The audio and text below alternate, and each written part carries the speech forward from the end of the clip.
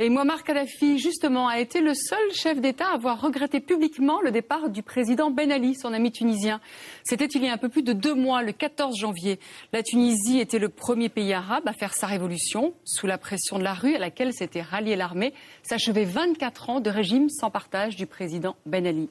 Répression, corruption, avec sa femme Leïla Trabelsi et tout le clan familial, le dictateur avait fait main basse sur l'économie du pays. Et pas une grande société n'y échappait. Menaces, raquettes, pots de vin, extorsion. Alors que s'est-il passé pour les entreprises françaises implantées en Tunisie ? Premier investisseur dans ce pays, la France y compte plus de 1200 entreprises. Elle emploie 110 000 personnes. Comment les patrons français pouvaient-ils travailler là où la corruption était la règle? Nous avons mené l'enquête en France et en Tunisie avec Arnaud Muller et Pierre-Emmanuel Luneau-d'Aurignac. Banlieue nord de Tunis. Nous approchons d'une zone commerciale qui abrite un célèbre magasin français de bricolage. Nous arrivons sur le parking. Bonjour monsieur. Bonjour, vous allez bien? Ça va? Il est fermé aux clients, protégé par l'armée. Bonjour. Dans le hall, Bonjour, messieurs. des salariés plutôt accueillants. Et en plein travail. Une cinquantaine d'employés s'affairent à répertorier ce qui reste, ce qui n'a pas été volé ou détruit. Si l'interrupteur ne fonctionne pas, il a été cassé aussi? Ça monte pas du tout.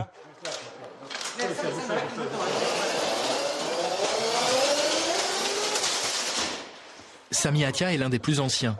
Il travaille ici depuis 3 ans. Il y avait plein de télé là. Des téléplasmas, une belle exposition, toutes les marques, tout a été volé. 60% des marchandises ont disparu ou ont été endommagées. Les dégâts sont considérables. Le 14 janvier, soir de la Révolution, ce magasin a été attaqué par plusieurs centaines de manifestants venus fêter la chute du régime Ben Ali. Cette enseigne française était dirigée à Tunis par le neveu du président déchu, Imed Trabelsi. Alors, comme tous les biens appartenant à l'ancienne famille présidentielle, Bricorama était devenu une cible.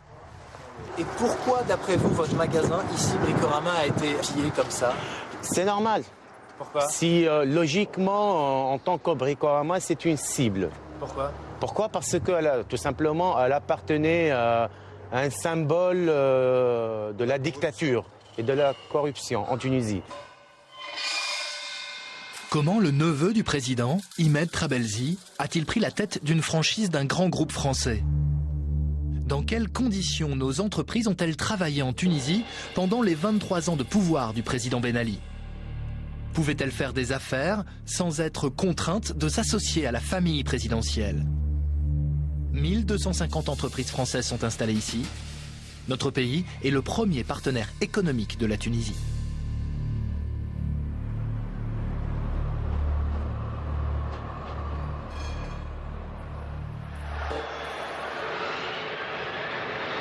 Ce 14 janvier, jour de la Révolution, le seul avion qui décolle, c'est celui du président déchu. Il parvient à fuir au petit matin avec notamment sa femme. D'autres membres de sa famille vont avoir beaucoup moins de chance. Le soir, alors qu'ils s'apprêtent à décoller, des proches parents du couple présidentiel sont arrêtés par l'armée dans le salon VIP de l'aéroport. Les images de ces arrestations sont tournées par les militaires eux-mêmes. Une trentaine de personnes arrêtées, parmi elles, casquette vissée sur la tête, le neveu du président, Imed Trabelsi, 36 ans, le PDG du magasin Bricorama. Il est placé en détention, poursuivi pour acquisition illégale de biens et de placement financier illicite à l'étranger. Tous ses avoirs, au moins une dizaine d'entreprises, sont gelés. Officiellement, Bricorama Tunis ne lui appartient plus. Ces 120 salariés n'ont donc plus de patron. Malgré cela, ils se battent pour tenter de remettre en ordre leur magasin et rouvrir au plus vite. T'as vu ça là? La machine à laver. Il y en a plein, hein? Et cette situation ne semble pas vraiment leur poser de problème. Ces salariés se sentent libres. Il y a des fours, il y a des clims là. Il vous faisait peur, Imad Trabelsi? Ah oui, oui. C'est vrai? Ah oui. Tout le monde ici? Tout le monde. Tous les employés, tous les directeurs et tous les chefs. Tout le monde, vous aviez peur? Bien sûr. Oui, mais carrément. Hein. Mais carrément. Après s'être tus pendant des années, ces employés osent désormais dénoncer les méthodes de leur ancien patron. Un jour, Imad est passé par ici et il a vu quelqu'un qui travaillait avec nous, un responsable, un cadre de notre service import. Il a regardé, il l'a insulté, il lui a dit qu'est-ce que tu fous encore là? L'autre, il savait pas pourquoi, qu'est-ce qu'il a fait, ni rien du tout. Et du coup, il est entré à la ressource humaine, il lui a dit ce gars-là, je veux plus le voir. Et il est rentré chez lui. Personne n'osait tenir tête au neveu du président. Un homme a pourtant essayé de le faire. Nous avons retrouvé l'entrepreneur tunisien à l'origine de l'installation du Bricorama. Fawzi Mabouli vit aujourd'hui caché quelque part dans le sud de la France. Réfugié politique, il a fui son pays avec toute sa famille. Il se disait menacé. Voilà. Nina, dis bonjour à papa. Début 2007, l'homme d'affaires négocie avec Bricorama en France l'ouverture de plusieurs magasins de bricolage en Tunisie. Il est sur le point de conclure avec les Français, mais à Tunis, ça bloque. Il comprend que s'il ne s'associe pas avec un proche de la famille au pouvoir, le Bricorama aura bien du mal à ouvrir. C'est ainsi que le neveu du président, Imad Trabelsi, entre dans la partie. Très rapidement, il me fait comprendre qu'il est au courant de mon projet d'implantation de Bricorama en Tunisie. Et il me dit, si vous voulez réaliser le projet, il faut passer par moi. Sinon, vous ne pourrez pas le faire. C'est aussi simple que ça. L'été 2007, les deux hommes s'associent. L'affaire se débloque immédiatement. Bricorama va pouvoir s'installer à Tunis. Un contrat de franchise est signé. Imad Trabelsi acquiert 70% des parts. Et il ne s'arrête pas là. Il veut la totalité. Et il vient me voir au courant de l'été 2007. Et il me dit, ma foi, tu vas me céder l'intégralité de tes parts. Je dis, comment, quelles conditions, quel prix? Il me dit, signe d'abord, et après, on discutera. Je vois bien que ce n'est ni une proposition, ni une offre, c'est un ordre. Et là, je décide de tenir tête, de résister. La vie de ce chef d'entreprise se complique. À Tunis, ses bureaux sont visités, sa maison cambriolée. Fawzi Mabouli parle d'intimidation pour le contraindre à céder ses parts. Craignant pour sa sécurité, en janvier 2008, il choisit l'exil. Il se réfugie sur la Côte d'Azur et porte plainte en France pour extorsion de fonds. Il alerte le groupe Bricorama à Paris et rend publique sa mésaventure sur Internet. Les menaces, depuis la Tunisie, continuent. Je reçois régulièrement des appels, des SMS, de menaces, d'insultes, on va te couper en morceaux. Et un jour de mars 2009, sur Facebook, Fawzi Mabouli affirme recevoir ce message de son ancien associé. Par exemple, là, je vois le 16 mars 2009, je reçois. J'espère que tu as bien réfléchi avant d'écrire tout cela. Ta mère est malade, ça serait dommage de ne pas assister à ses funérailles. Voilà. Alors. Signé par qui? Imad Trabelsi. Prends même pas la peine de cacher l'émetteur du mail. Et puis, il y a cet incident sur une autoroute au sud de Paris en octobre 2009. Fawzi Mabouli est au volant. Il roule à 130 km/h. Il a l'impression qu'il est suivi. Quelques instants plus tard, sa voiture est touchée par un projectile.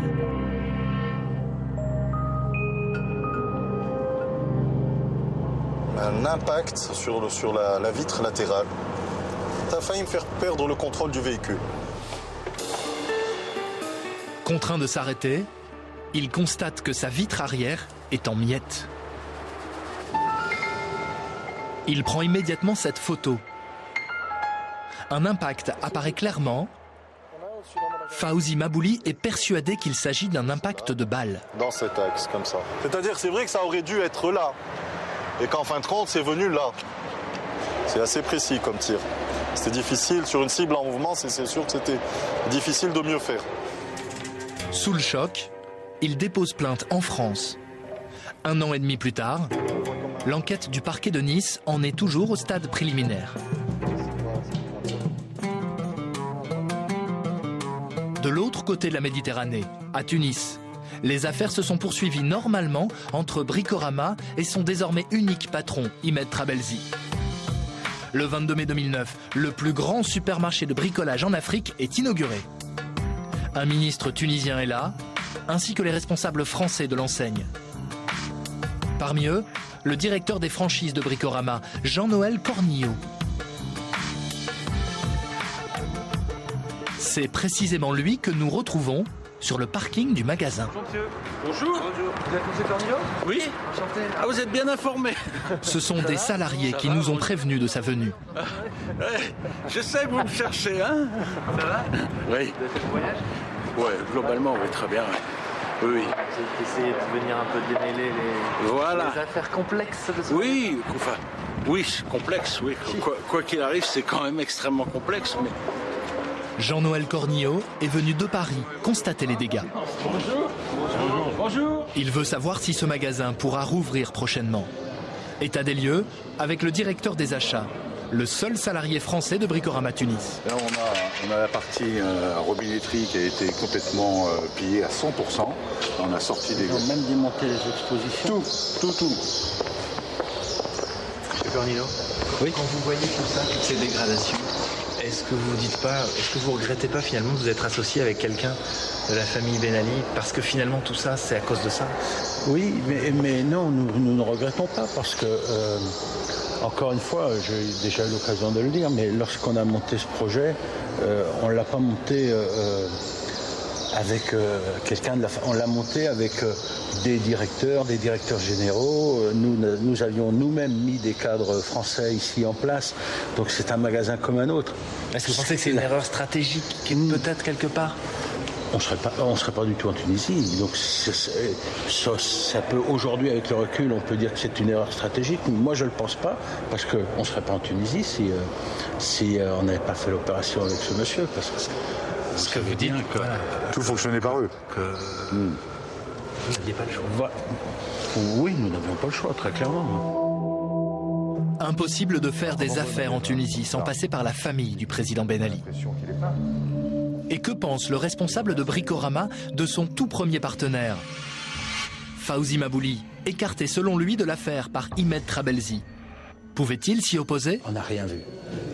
On n'a rien vu. L'affaire que vous avez évoquée de M. Mabouli nous a quand même... Oui, peiné. Parce que on s'est retrouvé au milieu d'un conflit que... C'est compliqué. C'est de toute façon compliqué, parce que c'est pas le rôle d'un franchiseur de gérer des conflits entre actionnaires. Et à l'époque, il n'y avait aucun doute sur un petit peu la présence des membres de cette famille de doute, on savait qu'ils étaient membres de la famille, mais vous savez ce que l'histoire de la liberté d'expression ici, hein, les gens ne nous disaient pas. Hein. Les gens ne nous disaient pas ce que l'on sait depuis. Les gens ne disaient que du bien, partout. Les gens n'osaient pas dire de... Non, mais bien sûr, mais vous savez, monsieur, avec le recul, bien sûr, maintenant nous le savons, mais dans les hôtels, dans les restaurants... Vous regrettez donc cette association aujourd'hui? Regretter, à titre professionnel, c'est pas tellement une expression que j'utilise, mais bien sûr que quand on voit le résultat, on ne peut que déplorer. Cette famille présidentielle au pouvoir a fait main basse sur les affaires les plus florissantes du pays. Télécommunications, banques, assurances, immobilier, tourisme, transport, médias. Au minimum, cette quasi-mafia, selon les termes de diplomates américains, possède près de 200 entreprises, dirigées par les frères, sœurs, enfants, gendres ou encore neveux. Comme Imed Trabelsi, neveu de la première dame du pays, Leila Trabelsi. La femme du président, qui avait pris de plus en plus de pouvoir ces dernières années face à un mari affaibli par la maladie. À 36 ans, son neveu est à la tête d'un petit empire industriel et d'une holding financière. En tout, 600 salariés. Il est aujourd'hui en prison, en attente de jugement. L'un de ses anciens collaborateurs accepte de nous rencontrer. Non, sans certaines précautions. Pour quelles raisons souhaitez-vous garder l'anonymat ? Je vais être anonyme parce qu'Imed Trabelsi a été arrêté, mais il dispose toujours d'hommes de main qui peuvent agir. C'est un bandit, vous savez. Cet homme, que nous appellerons Tarek, se dit soulagé de ne plus travailler pour Imed Trabelsi. Il propose de nous faire visiter la maison de son ancien patron. Voilà. Elle se trouve dans la banlieue chic de Tunis, Carthage, le quartier des ambassades, pas loin non plus du palais présidentiel. Et voilà, ça, c'est la maison de Imed Trabelsi. Comme chez Bricorama, là aussi, la foule des manifestants est venue. Tout ce qui est cassé, tout ce qui... C'est la Mercedes. Tarek venait ici régulièrement. Il connaît parfaitement les lieux. Un pont-levis, 4 étages et des murs très épais. La maison est complètement détruite. Ils ont tout pris. Oh là là, papa. Tout est cassé, tous. Dommage. C'est dressing. Dressing, oui. Dressing, il mettait ses affaires là. Maman mia. C'est la première fois que vous revenez à l'intérieur ? Ouais. Oh. Putain. C'est la chambre de coucher. La maison était tellement luxueuse. Regardez le matelas. Tout s'est cassé. Il y avait beaucoup de pièces de collection ici, des antiquités, des mosaïques, plein de choses.